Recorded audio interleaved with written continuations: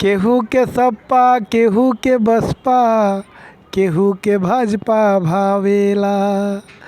अरे जेकर जहवा दाली गलेला ओही केहू गुन गावेला। कि देखी ह बैर बढ़े जनी भैया ना केहू से लफड़ा हो। रहे के बा ही गौआ में इ त चुनावी पचड़ा हा। लेकिन दू चार गो बात सुन ल कि दल बदलू के सबक सिखैहा जातिवाद से दूरे रहिया।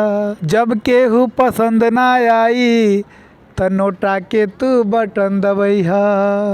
बाद में नेता के गरियबा ओट पड़ी त सुतल रहबा।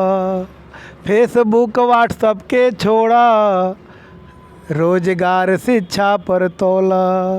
ओट दिहल बा उतने जरूरी जितना रोटी कपड़ा हो। कि रहे के बा ही गलियन में इ त चुनावी पचड़ा हा।